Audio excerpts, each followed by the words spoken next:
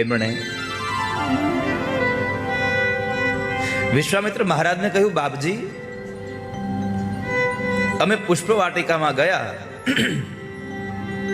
તો જે કન્યાનો સ્વયંવર છે એ કન્યા અમને ત્યાં મળી, અમે એને ત્યાં જોઈ, બગીચામાં એ કન્યા હતી. વિશ્વામિત્ર મહારાજ કહે છે કે હા રામ, એટલે જ તમને કહ્યું હતું કે તમે પુષ્પ વાટિકામાં પણ જતા આવજો, કારણ કે મને ખબર હતી કે કન્યા ત્યાં જાય છે અને પેલા તમે છોકરા છોકરી એકબીજાને જોઈ લો, તમને અનુકૂળ આવે તો પછી આપણે વાત આગળ હકાય.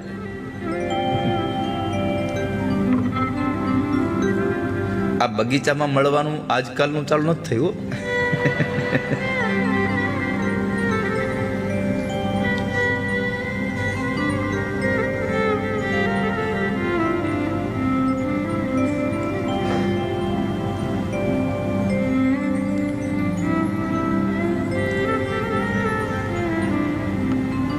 પછી સભા ભરાણી. રામચરિત માનસમાં લખ્યું છે કે એક સાથે 10,000 રાજાઓ બેસી શકે એટલી મોટી સભા હતી, એટલા સિંહાસનો. કારણ કે જેવા જેવા રાજાઓ આવે એવા પ્રમાણે એની આગતા સ્વાગતા કરવી પડે. મોટો મંચ તૈયાર થયો, સદગુરુઓ બેઠા છે, બધા ઋષિમુનિઓ બેઠા છે, બ્રાહ્મણો બેઠા છે. મહારાજ જનક પોતાના આસન ઉપર બેઠા છે અને એમાં બરાબર બે ભાઈઓને લઈ અને વિશ્વામિત્ર મહારાજનો પ્રવેશ થયો. એટલે રાજાઓએ બધાએ ટિપ્પણી કરી કે આ ક્ષત્રિયોનો સ્વયંવર છે, આ સાધુઓનો સ્વયંવર નથી. પછી વિશ્વામિત્ર મહારાજે બધાને ઓળખાણ કરાવી,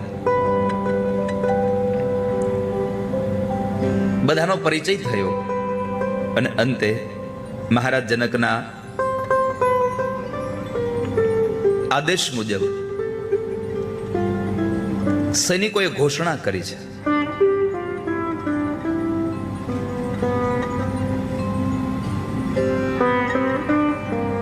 કે મહારાજ જનકના કહેવા અનુસાર મારી દીકરી નાની 3 વર્ષની હતી ત્યારે આ ધનુષ્યને લઈ અને એ રમતી હતી. આ ભગવાન મહાદેવનું આ ધનુષ્ય છે. આ ધનુષ્યને કોઈ પણસ ચડાવી આપે, મધ્યમાંથી તોડી આપે તો એનો આ સમગ્ર સંસારમાં જય જયકાર થશે, એનો વિજય થશે. મારી દીકરી જાનકી એના ગળાની અંદર વરમાળા પહેરાવશે. આ ઘોષણા જાહેર થઈ.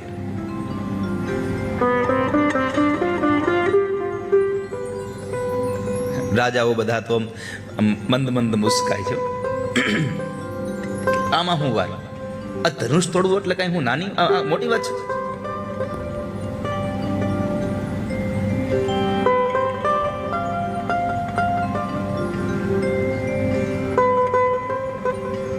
બધાય રાજાઓ ભગવાન ગણપતિને, કારણ કે સારું કામ કરવું હોય તો ભગવાનને પ્રાર્થના કરવી જોઈએ. ગણપતિને પ્રાર્થના કરે. પ્રાર્થનાના શબ્દો કેવા ખબર છે? હે ગણપત દાદા, આ ધનુષ્ય મારાથી તૂટવું જોઈએ, મારાથી ન તૂટે બીજા કોઈથી તૂટવું જ ન જોઈએ. આપણા બધાની પ્રાર્થના આવી જોઈએ, હે ભગવાન હવનું સારું કરજો, પણ શરૂઆત મારાથી કરજો. તમે સૌનું સારું કરવાનો વાંધો નથી, પણ ચાલુ આપણાથી કરજો.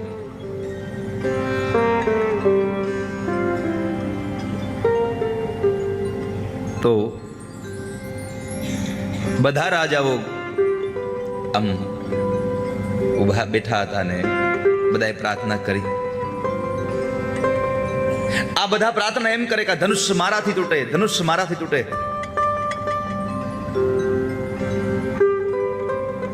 ઝરૂખામાં એક ઉભાયેલા સખીઓ સાથે માં જાનકી હાથમાં વરમાળા લઈને ઉભા હતા અને એમણે માં દુર્ગાના ચરણમાં પ્રાર્થના કરી. માં પાર્વતીને કહ્યું, માં આ ધનુષ્ય કોઈનાથી ઉપડવું ન જોઈએ, આ ધનુષ્ય કોઈનાથી ઉપડવું ન જોઈએ. એટલે માં પાર્વતીએ સાંભળ્યું, એને ભગવાન ભોળાનાથને કીધું, આ તમારું છો, કોઈનાથી ઉપડવું ન જોઈએ. એટલે ભગવાન મહાદેવે, કારણ કે હાઈકોર્ટમાંથી હુકમ આવે પછી ભગવાન મહાદેવે પણ આખા વિશ્વમાં એના જેટલા ગણો હતા આ બધા જ ગણોને સૂક્ષ્મ રૂપે લાવી અને ધનુષ પર બેસાડી દીધા. રાજા આવે, ઓહો, ઊભો થાય, આમ ચારે બાજુ જોયા કરે અને ગયો ધનુષ પાસે. ધનુષને પાસે આમ ધનુષને જોવે અને પછી ચારે બાજુ આમ જરા આમ અભિમાનથી જોવે.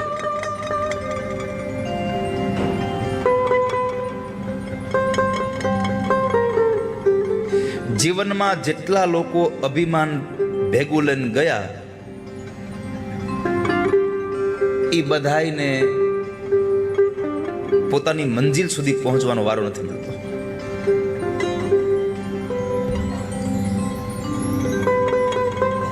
ચાહે તમે વ્યવહારિક જગતની મંજિલે જતા હો તો પણ ભલે, અધ્યાત્મ જગતની મંજિલે જતા હો તો પણ ભલે, તમારી યાત્રા જે કરો છો એ યાત્રામાં બે વાત યાદ રાખવી, બે વસ્તુ છોડીને જવી.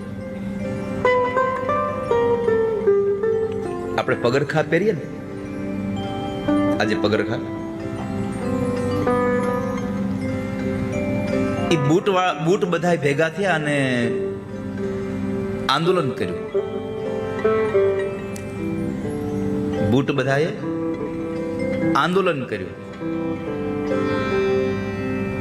કે આ મંદિરમાં આપણને કેમ ન જવા દે, મંદિરમાં આપણને અંદર કેમ ન જવા દે. ભગવાન પાસે જવું છે. ભગવાન પાસે ગયા. ભગવાને કીધું આ નિયમ બનાવ્યો કોને? ભગવાન કે આપણે જ બનાવ્યો. તમે અંદર આવો મને કઈ વાંધો નથી. બનાવ્યો કોને? પૂજારીએ. પૂજારીને પકડ્યા. મહારાજ, અમને અંદર કેમ પ્રવેશ નહીં? તમને પ્રવેશ ન હોય. અરે પણ શું કામ ન હોય? અમે આંદોલન કરીશું, નહીં આવવા દેતો. તમે ચામડામાં બનેલા છો એટલે તમને અંદર પ્રવેશ ન મળે. એટલે બૂટના લોકોએ કીધું કે અમે ચામડામાંથી છીએ. હા, આ નગારું અમારા કરતા ચામડામાં છે. આ નગારું ચામડાનું છે અને એના કરતા તો અમે વધારે હારા છે. અમારી પર તો કેટલી પ્રક્રિયાઓ થઈ, અમારા કરતા અપવિત્ર તો આ છે. તો એને કેમ? તો કે જવા દો ને, તમે રહેવા દો. પૂજારી ના પાડી. ના, બૂટ લોકોએ ઉગ્ર આંદોલન કર્યું. ના, કેવું જ પડે, નકર નહીં મેળાવે. પૂજારી કહ્યું એક કામ કરો, થોડીક વાર રોકાઈ જાઓ, હમણાં આરતી થશે, આરતી કરી લેવા દો. બૂટ માન્યા નહીં. ના, પેલા જવાબ દો. પૂજારી કીધું પેલા મને આરતી કરી લેવા દો, પછી વાત. એટલે સમજુ ભાઈ બૂટ હતો, એને કીધું કે ભાઈ રહેવા દો અને આરતી કરી લેવા દો. આરતીનો સમય થયો. બૂટ બધા ઉભા રહી ગયા બહાર. અને એવા સમયે બીજા એક પૂજારી આવ્યા. ખૂણામાંથી બે મોટી મોટી લાકડીઓ લીધી અને નગારાને આમ આમ કર્યું ત્રાહું. અને પછી જે એક પછી એક લાકડી દીધી છે, બૂટ લોકોએ નક્કી કર્યું આપણે અંદર જવું જ નથી. સમજી ગયા? આપણે અંદર જવું નથી. આપણે કેટલા બૂટ બહાર ઉતારીને જાય છે? કેટલા બૂટ બહાર ઉતારીએ છે? કેટલા પૂછું છે? કેટલા? 2 બૂટ બહાર મૂકે છે મંદિરમાં. હે, મંદિરમાં જાઓ કે કોઈ પણ જીવનમાં ગમે ત્યાં જાઓ, 2 બૂટ હંમેશા બહાર ઉતારી દેવા. જો એ 2 બૂટ અંદર લઈને ગયા તો ભગવાનના પગથિયે જ બેહવું પડશે, અંદર નહીં જઈ શકો. એક તમારા અભિમાનનું અને એક તમારી અંધશ્રદ્ધાના. આ 2 બૂટ બહાર ઉતારીને જાજો હંમેશા માટે. આ અભિમાનના બૂટ ભેગા લઈને ગયા છે. જઈને ઉભો રહી ગયો, આમ ચારે બાજુ આમ આમ આમ ડોળા ફાડી ફાડીને જો જાણે હમણાં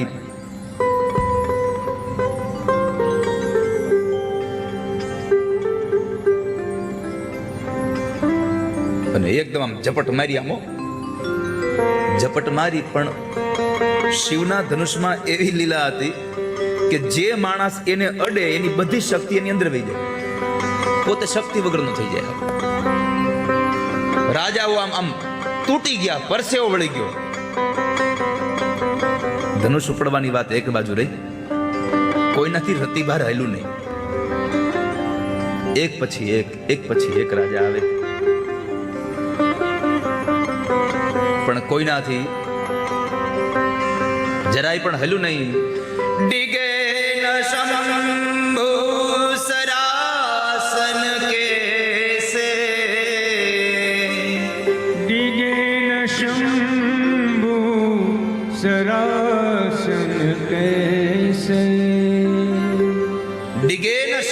સરાસન કૈસે ડિગે ન શંભુ સરાસન કૈસે ડિગે ન शंभु सरासन कैसे कामी बचन सती मन जैसे कामी बचन सती मन निगेन शंभु सरासन कैसे તુલસીદાસજી મહારાજે લખ્યું છે કે શિવજીનું ધનુષ જરાય હલ્યું નહીં. પણ કેમ ન હલ્યું? તો કહે છે કે જેમ કામી પુરુષના વચનોથી પતિવ્રતા નારીના ચિત્તને ડોલાવી ન શકે, એમ આ રાજાઓ અભિમાનપૂર્ણ આવેલા એ ભગવાન મહાદેવના ધનુષને જરાય હલાવી ન શક્યા. કામી પુરુષ કોઈ પતિવ્રતા નારીના ચિત્તને જેમ ડોલાવી ન શકે, એમ શિવના ધનુષને કોઈ વિચલિત ન કરી શક્યું. એક પછી એક રાજાઓ આવતા ગયા આવતા ગયા આવતા ગયા, કોઈનાથી હેલું નહીં. પાછો હેલું નહીં, આગળના રાજાની દશા જોઈ અને બીજા લોકોએ નિર્ણય ન બદલ્યો. ઘણા રાજાઓ હતા આમ શરીરમાં હૃષ્ટપુષ્ટ, ઈ ગયા, એમનાથી ધનુષ ન પીડ્યું. અમુક હુક લકડી હતા ઈ તોય ગયા. નકર આપણને આગળના 2-5 લોકો એવું કામ કરે ન થાય ને, એટલે પછી આપણે અમુક લોકોને સમજી જવાય કે હવે આમાં આપણે ખોટી આબરૂ ખોવા ન જવાય.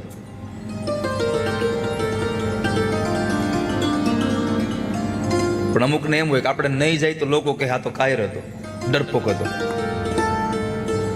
ક્યારેક ક્યારેક બધું પકડી રાખવા મજા નથી, ક્યારેક અમુક છોડી દેવામાં મજા છે. બધી જગ્યાએ જીતી જવામાં આનંદ નથી, અમુક જગ્યાએ હારી જવામાં આનંદ હોય છે. વાલા ભક્ત, ક્યાંક હારીને આનંદ કરવાનો હોય.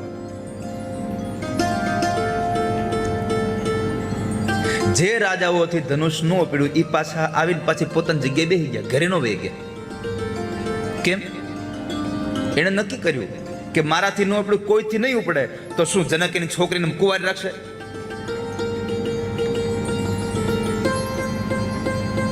એ કઈ કુંવારી નહીં રાખે.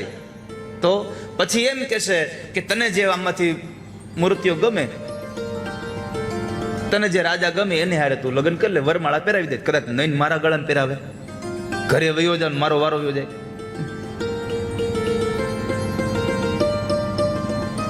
લાઈનમાં તો બહુ બધા ઊભા હોય, પણ વારો એકનો જ આવે.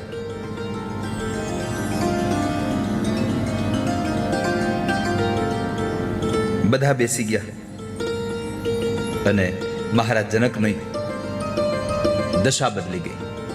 મહારાજ જનક બોલ્યા છે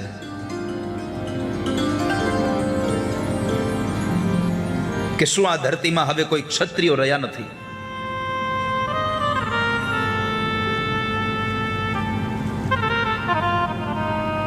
મારી દીકરી 3 વર્ષની હતી ને છતાં પણ આ ધનુષને ઉપાડીને રમતી હતી. આજ આ સંસારના ક્ષત્રિયો અહીંયા ભેગા થયા છો, પણ યાદ રાખજો, કોઈ કહેતા નહીં અમે ક્ષત્રિયો છીએ. તમારામાં હવે ક્ષત્રિયો નથી રહ્યા. કોઈ દુનિયામાં ક્ષત્રિય નથી રહ્યા. એ શબ્દ સાંભળ્યા આખી સભા મૌન રહી, કોઈ કાંઈ બોલ્યું નહીં. એકમાત્ર માણસ બોલે છે, કહી જનક અસી અનુચિત બારી. હે જનક, સાવધાન, બોલશો નહીં હો તમે. બધા રાજાઓ ચૂપ હતા, ભગવાન રામ ચૂપ હતા, પણ એની બાજુમાં બેઠેલો શેષ અવતાર લક્ષ્મણ ન ચૂપ રહી શક્યા, ઉભા થઈ ગયા. કહી જનક અસી અનુચિત બાની.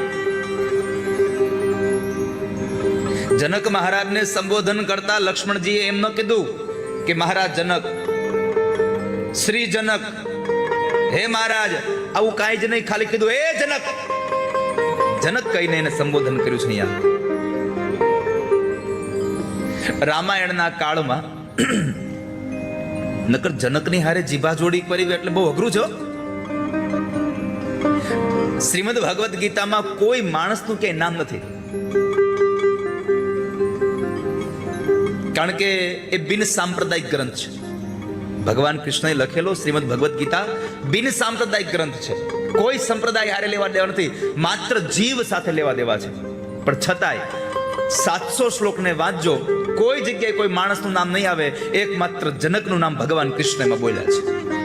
આખી ગીતાજીમાં ભગવાન